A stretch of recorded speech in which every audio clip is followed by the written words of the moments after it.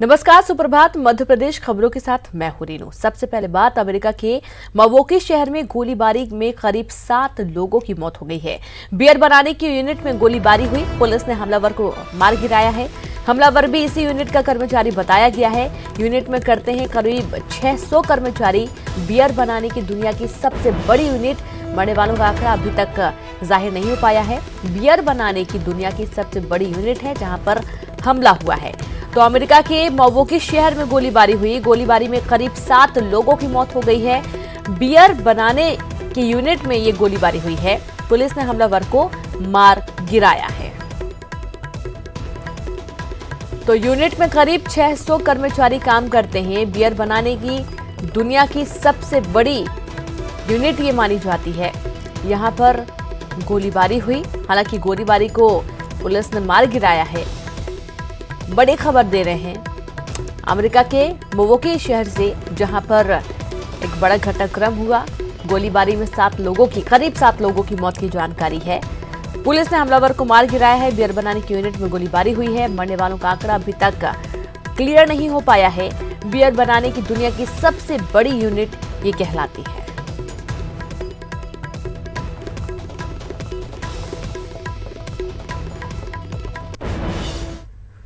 मध्य प्रदेश में स्वास्थ्य सेवाओं को बेहतर करने की दिशा में सरकार ने एक और अहम कदम आगे बढ़ाया है। आज मध्य प्रदेश सरकार और सर दोराबजी ट्रस्ट के बीच एक एमओयू पर साइन किए गए और इस दौरान सीएम कमलनाथ और स्वास्थ्य मंत्री तुलसी सिलावट खुद मौजूद रहे। इस एमओयू के तहत सर दोराबजी ट्रस्ट की मदद से प्रदेश में आरोग्यम हेल्थ वेलनेस सेंटर खोले जाएंगे। आने वाले 4 साल में प्रदेश में 400 हेल्थ और वेलनेस सेंटर खोले जाने की तैयारी है और इनके जरिए शहरी और ग्रामीण इलाकों में स्वास्थ्य सेवाओं को बेहतर किया जाएगा। एमओयू साइन किए जाने के दौरान सीएम कमलनाथ ने कहा कि जनता को बेहतर स्वास्थ्य सुविधाएं देना सरकार का लक्ष्य है।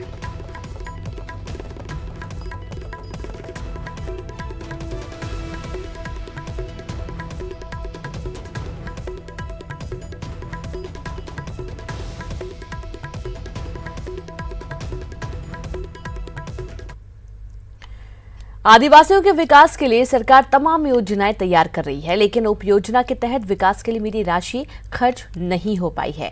वित्तीय वर्ष खत्म होने में अब महज 30 दिन बाकी है और ऐसे में 1 महीने के भीतर आदिवासियों के विकास की राशि खर्च नहीं होने पर लैप्स होने के कगार पर है। एक रिपोर्ट देखिए।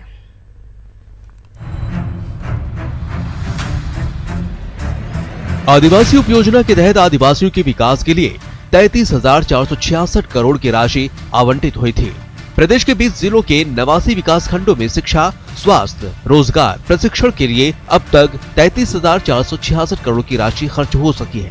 अब बाकी की 20,000 करोड़ की ही राशि 31 मार्च तक खर्च करनी है। बाकी विभागों में भी अब 31 मार्च से पहले राशि खत्म करने की तैयारियां चल रही है, क्योंकि अगर राशि 31 मार्च तक खर्च नहीं की गई तो राशि लैप्स हो जाएगी। अब इस मामले पर बीजेपी का कहना है कि सरकार सिर्फ बहानेबाजी करती है कि केंद्र से मदद नहीं मिल रही, जबकि जन कल्याण की योजनाओं का पैसा सरकार खर्च ही नहीं कर पा रही है। ये तो बहुत छोटा अमाउंट है जो केंद्र सरकार की किसी एक योजना के हिस्से में दिया गया था। आदिवासी विकास को लेकर तमाम योजनाओं में जो पैसा खर्च करने के लिए प्रदेश सरकार को दिया गया, उनको खर्च ना करने पाने के कारण उनको आगे की राशि भी नहीं मिल पाई। ये उसका उपयोगिता प्रमाण पत्र भी समय पर नहीं दे पाए। तो ये मध्य प्रदेश की कांग्रेस सरकार का निकम्मापन है। वहीं कांग्रेस का कहना है कि आदिवासियों की राशि समय पर ही खर्च की जाएगी। केंद्र सरकार भेदभाव कर रही है। राज्य सरकार के साथ जितनी राशि विकास के लिए दी जानी थी वो नहीं दी गई। देखिए, आदिवासियों के विकास के लिए जितनी भी राशि आई वो समय पर पूरी राशि खर्च कर दी जाएगी। केंद्र सरकार बहुत भेदभाव कर रही है मध्य प्रदेश सरकार के साथ। जितनी राशि की आवश्यकता थी उतनी राशि केंद्र सरकार ने हमें उपलब्ध नहीं करवाई। अब ऐसे में बड़ा सवाल ये है कि कैसे होगा आदिवासियों का विकास। लैप्स होने की कगार पर 13,000 करोड़ का बजट, वक्त पर क्यों नहीं खर्च हुआ पैसा। रंजना दुबे, न्यूज़ 18 भोपाल। डिंडौरी के अंडई गांव में बांध निर्माण को लेकर ग्रामीण और जिला प्रशासन के बीच टकराव की स्थिति बनी हुई है। बांध निर्माण का काम बंद करवाते हुए सैकड़ों ग्रामीण निर्माण स्थल पर ही करीब 1.5 महीने से धरने पर बैठे हुए हैं।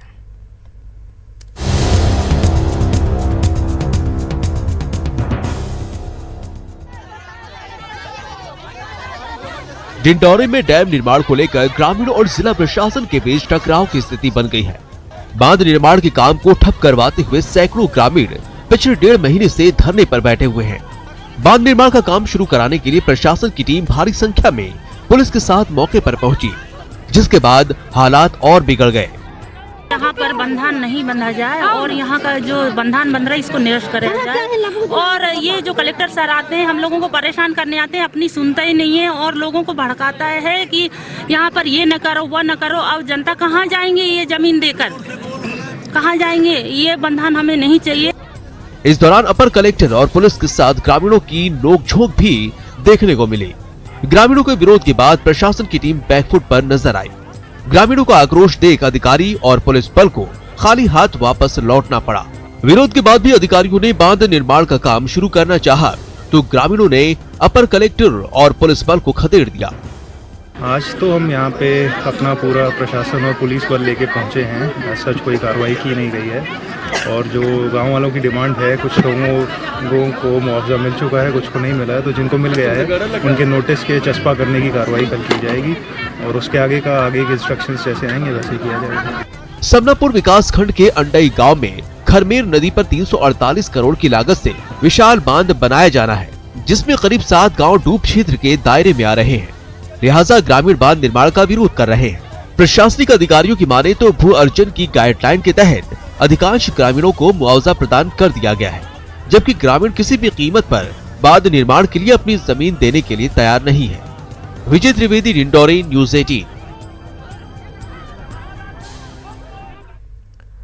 गुना में प्रभारी मंत्री इमरती देवी की नाराजगी के चलते मुख्य नगर पालिका अधिकारी संजय श्रीवास्तव को निलंबित कर दिया गया है। इमरती देवी ने जनहित से जुड़े कार्यों में लापरवाही बरतने पर संजय श्रीवास्तव को निलंबित करने के आदेश दिए थे और इधर प्रभारी मंत्री की इस कार्रवाई को गलत ठहराते हुए एमपी महिला कांग्रेस के कार्यकारी अध्यक्ष वंदना मांझी ने विरोध दर्ज कराया है। महिला कांग्रेस की कार्यकारी अध्यक्ष ने सोशल मीडिया पर पोस्ट करते हुए लिखा कि निवर्तमान नगर पालिका अध्यक्ष बीजेपी नेता राजेंद्र सलूजा की कार्रवाई करने के स्थान पर सीएमओ को ही निलंबित कर दिया गया। वंदना मांझी ने सरकार पर निशाना साधते हुए कटाक्ष किया। बाहर है सरकार लिखते हुए वंदना मांझी ने सरकार की कार्रवाई को कटघरे में खड़ा कर दिया। दरअसल महिला कांग्रेस अध्यक्ष वंदना मांझी ने पूर्व विधायक निवर्तमान नगरपालिका अध्यक्ष राजेंद्र सलूजा के खिलाफ लंबी लड़ाई लड़ी है। सलूजा के कार्यकाल में किए गए भ्रष्टाचार को भी उजागर किया, लेकिन कांग्रेस शासन होने के बावजूद राजेंद्र सलूजा पर किसी भी प्रकार की कार्रवाई न होने से वंदना मांझी नाराज हैं।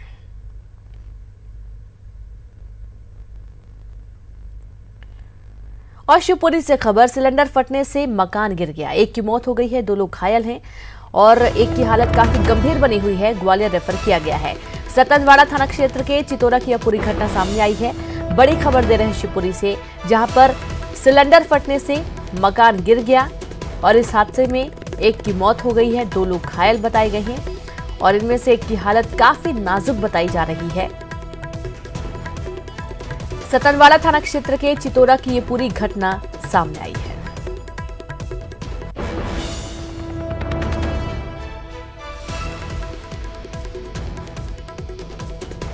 तो खबर शिवपुरी से, सिलेंडर फटने से मकान गिर गया और ये देखिए तस्वीरें आपके सामने हैं और इस घटना में एक की मौत हो गई है, 2 लोग घायल बताए जा रहे हैं, एक की हालत काफी नाजुक बनी हुई है, ग्वालियर रेफर कर दिया गया है, इलाज जारी है।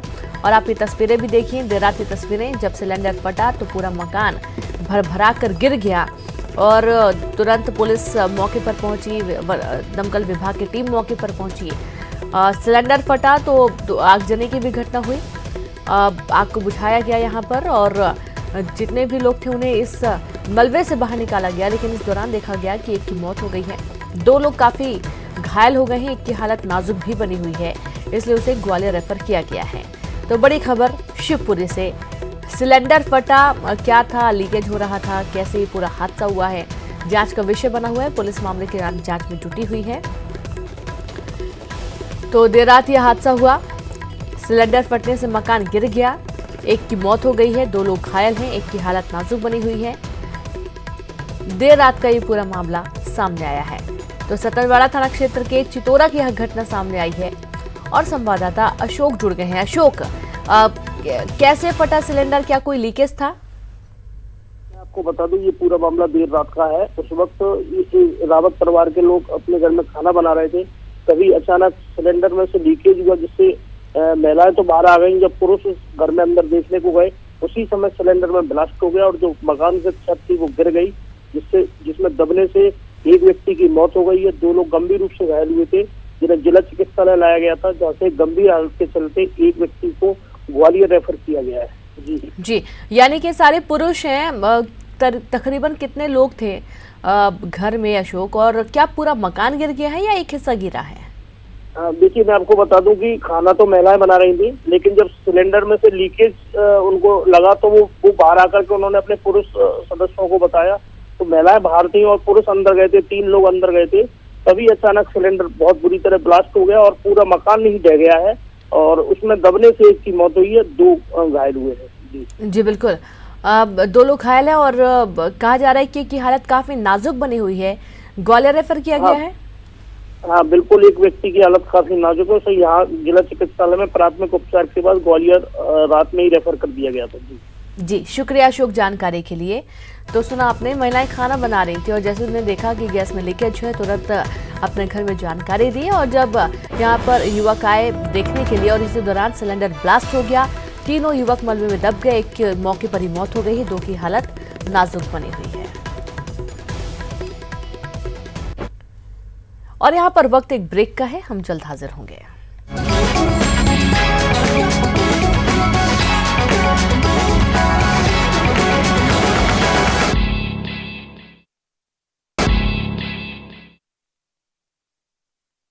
ब्रेक के बाद एक बार फिर से आप सभी का स्वागत है। इसी बीच भोपाल से बड़ी खबर, प्रदेश सरकार स्पॉन्सरों से जुटाएगी आईफा के लिए पैसे। वित्त विभाग के खर्च पर एतराज के बाद सरकार का फैसला। सरकार के स्तर पर 33 करोड़ किए जाने थे खर्च। वित्त विभाग ने खर्च को गैर जरूरी बताया। निजी कंपनियों की ओर से 28 करोड़ प्रस्तावित किए गए हैं। तो भोपाल से बड़ी खबर, जहां एक तरफ आईफा का आयोजन होने जा रहा है राजधानी भोपाल के साथ ही साथ इंदौर में भी 2 दिन का ये आयोजन रहेगा। प्रदेश सरकार स्पॉन्सरों से अब आईफा के लिए पैसे जुटाएगी। वित्त विभाग के खर्च पर एतराज के बाद सरकार का ये फैसला। सरकार के स्तर पर 33 करोड़ किए जाने थे खर्च। वित्त विभाग ने खर्च को गैर जरूरी बताया। निजी कंपनियों की ओर से 28 करोड़ प्रस्तावित किए गए हैं। तो अब स्पॉन्सरों से जुटाएगी आईफा के लिए पैसे और स्पॉन्सरों के माध्यम से अब आईफा का जो आयोजन होगा। वित्त विभाग के खर्च पर एतराज के बाद सरकार ने बड़ा फैसला लिया है। सरकार के स्तर पर 33 करोड़ रुपए खर्च किए जाने थे, लेकिन अब स्पॉन्सरों के माध्यम से पैसे जुटाए जाने की जानकारी है। वित्त विभाग ने खर्च को गैर जरूरी बताया और उसके चलते अब निजी कंपनियों की ओर से 28 करोड़ रुपए प्रस्तावित किए गए।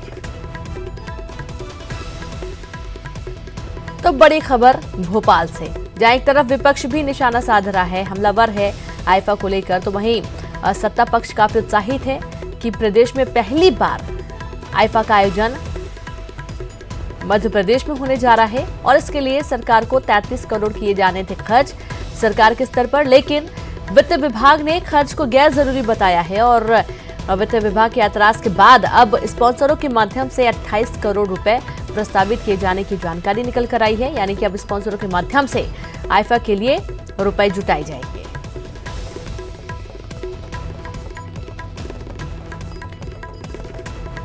तो सरकार स्पॉन्सरों के से जुटाएगी आईफा के लिए पैसे। वित्त विभाग के खर्च पर एतराज के बाद सरकार का फैसला और सहयोगी पूजा माथुर जुड़ गई हैं। पूजा, अब सरकार के स्तर पर 33 करोड़ रुपए खर्च किए जाने थे, लेकिन वित्त विभाग ने आपत्ति इस पर जताई है। तो बिल्कुल, सरकार ने पहले जिस तरह से ये आईफा आयोजन का निर्णय लिया था, उसके बाद सीधे तौर पे ये कहा था कि अब इसमें सरकार की ही जिम्मेदारी बनती है कि खर्च करे और प्रदेश की जनता को तमाम सुविधाएं दें। लेकिन जिस तरीके से इसका खर्च 33 करोड़ रुपए आया था, कहीं ना कहीं विपक्ष इसके लिए आवाज उठाने लगा था और साफ तौर पर उनका कहना था कि जब ऑलरेडी सरकार के पास खजाने की कमी है, बार बार खजाने की कमी के कारण योजनाओं को प्रभावित होना पड़ता है, तो इस तरह के आयोजन पे इतना खर्च कैसे हो सकता है। और इसके बाद फिर वित्त विभाग ने इन आपत्तियों को दर्ज किया था और फिर इन तमाम खर्चों को गैर जरूरी बताया था। और अब जो नया फैसला लिया गया है वो ये कि जितने भी स्पॉन्सर्स होंगे वही आईफा के लिए सारी राशि देंगे, उसका सारा खर्च उठाएंगे। और अभी मिली जानकारी के अनुसार 28 करोड़ का प्रस्ताव आईफा को मिल चुका है। सरकार की प्लानिंग 33 करोड़ की थी, लेकिन फिलहाल 28 करोड़ सरकार के पास निजी कंपनियां ऑफर्स लेकर के आ रही हैं। अभी आईफा में टाइम है, 27 से 29 मार्च तक ये आयोजन होना है और ऐसे में अभी 28 करोड़ जब स्पॉन्सर्स के पास से जुटाए जा रहे हैं तो यकीनन ये कहा जा सकता है कि आने वाले दिनों में और भी निजी कंपनियां ऑफर्स लेकर के आएंगी। और जिस तरीके से सरकार ने प्लान किया था कि 33 करोड़ सरकारी खजाने से खर्च होने हैं, लेकिन सरकार के पास इतना खजाना नहीं है कि वो इस आयोजन पर लुटा सके या खर्च कर सके। तो अब इसको लेकर के निजी कंपनियां आगे आ रही हैं। लगातार जिस तरीके से मैनेजमेंट गुरु कहे जाने वाले प्रदेश के मुखिया कमलनाथ लगातार उद्योगपतियों से बात कर रहे हैं और विभिन्न देशों में जाकर के आईफा के बारे में भी प्रचार प्रसार करते हुए नजर आए। इससे पहले भी कई ऐसे आयोजन हुए थे जहां पर वो गए थे और तमाम बिजनेसमैनों से उनकी डील भी हुई थी। तो यकीनन जिस तरीके से पहले सीएम कमलनाथ सबसे मिल चुके थे, अब निजी कंपनियां भी इसमें इंटरेस्ट दिखाने लगी हैं और धीरे धीरे ऑफर्स लेकर के आ रहे हैं। सीएम कमलनाथ ने खुद ये कह दिया था कि जब सरकार के पास खजाने की कमी है और वो खर्च नहीं कर सकती तो इसका पहला टिकट सीएम कमलनाथ ने खुद लिया था। तो साफ तौर पर उनका कहना है कि इस बार फ्री पास की सुविधा नहीं होगी, टिकट जो भी मंत्री और अफसर होंगे उन्हें भी खरीदना ही पड़ेगा और तमाम ऐसे आयोजन प्रदेश में होते रहेंगे, लेकिन इन आयोजनों से किसी को नुकसान ना हो, सरकार के खर्च पर कोई असर ना पड़े, सरकार के खजाने पर कोई असर ना पड़े, इस बात का भी खास ख्याल रखा जाएगा। और प्रदेश के विकास के लिए भी लगातार कमलनाथ सरकार आगे होकर के सभी काम करती रहेगी। बिल्कुल, तमाम चीजों को ध्यान में रखते हुए ये निर्णय लिया गया है। बिल्कुल पूजा, शुक्रिया जानकारी के लिए। तो 28 करोड़ रुपए प्रस्तावित हो चुके निजी कंपनियों से, यानी कि अब कुछ राशि और जुटानी होगी और स्पॉन्सरों के जिस तरीके से रिस्पॉन्स सामने आ रहे हैं उसके बाद से ही समझ में आ रहा है कि आईफा के तारीख नजदीक आते आते सारे इंतजाम आसानी से हो जाएंगे। वित्त विभाग के एतराज के बाद भी आईफा का आयोजन बहुत अच्छे तरीके से होगा। तो दिल्ली में हिंसा का मामला, कांग्रेस के नेता निकालेंगे शांति मार्च, राष्ट्रपति भवन तक निकालेंगे शांति मार्च, राष्ट्रपति को सौंपेंगे ज्ञापन। दोपहर 12:30 बजे राष्ट्रपति से मुलाकात होगी। दिल्ली हिंसा में अब तक 27 लोगों की मौत हो चुकी है। तो आंकड़ा लगातार तेजी से बढ़ रहा है। कई लोग इस में घायल, तकरीबन 150 लोग घायल बताए जा रहे हैं। कई की हालत काफी नाजुक भी बताई जा रही है। तो दिल्ली में जिस तरीके से हिंसा हुई, हिंसा के बाद मामले में कांग्रेस के नेता अब शांति मार्च निकालेंगे, राष्ट्रपति भवन तक निकालेंगे शांति मार्च। राष्ट्रपति को ज्ञापन सौंपा जाएगा। दोपहर 12:30 बजे राष्ट्रपति से मुलाकात होगी। दिल्ली हिंसा में अब तक 27 लोगों की मौत हो चुकी है। तकरीबन 150 लोग घायल हैं। कई की हालत नाजुक बनी हुई है।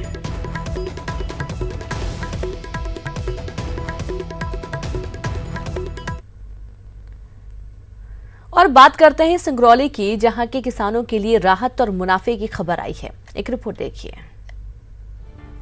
ढोल नगाड़ों के साथ स्वागत किसी अतिथि का नहीं बल्कि ट्रेन का किया जा रहा है। वो ट्रेन जो सौगातों की रेक लेकर सिंगरौली के बरगवा रेलवे स्टेशन पहुंची है। जी हां, सौगातों की रेक, क्योंकि सिंगरौली के जिला बनने के बाद आज पहली बार यूरिया खाद की रेक यहां पहुंची, जिसको लेकर किसानों और अधिकारियों में कितना उत्साह है ये तस्वीरें बता रही हैं। और ये उत्साह यूं ही नहीं है, वजह जान लीजिए।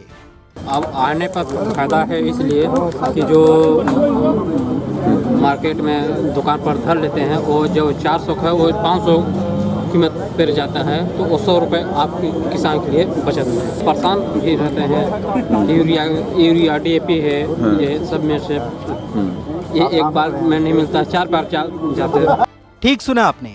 दरअसल पहले किसान खाद लेने के लिए या तो दूसरे जिले जाते थे या फिर बाहरी जिलों से परिवहन कर खाद लाई जाती थी, जिससे खाद की कीमत 30 से 40 रुपए बढ़ जाती थी। लेकिन अब ये खाद यहीं आ जाने से किसानों को करीब 35 से 40 लाख का फायदा होगा। आज पहली बार जिला में यूरिया की रैक आई है, बरगवा में उतरा है। इससे 2 प्रकार की फायदा है। एक तो मान लीजिए मात्रा भी उपलब्ध हो जाएगी, प्राइवेट डीलर को भी, मार्कफेड के माध्यम से भी, सहकारी समितियां भी मैंने उसको जल्दी से ज़्यादा मात्रा गांव में रख सकते हैं। दूसरा जो परिवहन के लिए प्रति बोरी 30-40 रुपये एक्स्ट्रा खर्च होता था वो बच रही है। इससे जैसे मैंने मोटा कैलकुलेशन ये है कि इस रैक आने से ही 3000 टन इसमें आया है। ये 3000 टन से ही जिले में 35 से 40 लाख रुपया किसानों का बच रही, क्योंकि प्रति बोरी जो 30-40 रुपये बच रही वो सारा का सारा किसानों को ही फायदा है। बता दें कि सिंगरौली जिले में 1.5 लाख हेक्टेयर रकबे में रबी और 1,15,000 हेक्टेयर में खरीफ की फसलें बोई जाती हैं। लेकिन पहले यहाँ खाद आसानी से नहीं मिलने से किसान परेशान रहते थे। यहाँ ये सुविधा हो जाने से किसानों को सही समय पे और पर्याप्त उपलब्धता रहेगी। साथ ही साथ 250 किलोमीटर दूर से आने में कई बार समय पे नहीं पहुँच पाता था, अब वो पर्याप्त उपलब्धता हर समय किसानों को रहेगी। बहरहाल खाद की रेक यहां पहुंचने से किसान न केवल खुश हैं बल्कि अधिकारियों को भी उम्मीद है कि खाद की अच्छी आपूर्ति के चलते फसलों का उत्पादन भी अच्छा ही होगा। राज द्विवेदी, न्यूज़ 18, सिंगरौली, मध्य प्रदेश। तो इस स्वास्थ्य विभाग की बड़ी पहल, मरीजों को दी बड़ी राहत। सरकारी अस्पतालों में भर्ती मरीजों को मिलेगा निःशुल्क ब्लड। मेडिकल कॉलेज, सीएमएचओ और सिविल सर्जन को आदेश दिए गए हैं। तो ये बड़ी सौगात कह सकते हैं, क्योंकि ब्लड के लिए कई मरीजों को भटकना भी पड़ता है, समय पर ब्लड नहीं मिल पाता है। स्वास्थ्य विभाग की बड़ी पहल, मरीजों को दी बड़ी राहत। सरकारी अस्पताल में भर्ती मरीजों को अब निःशुल्क ब्लड मिलेगा। मेडिकल कॉलेज, सीएमएचओ और सिविल सर्जन को आदेश दिए गए हैं। और सहयोगी पूजा जुड़ गई हैं। पूजा, निःशुल्क ब्लड मिलेगा मरीजों को सरकारी अस्पताल में, पूरी जानकारी दें।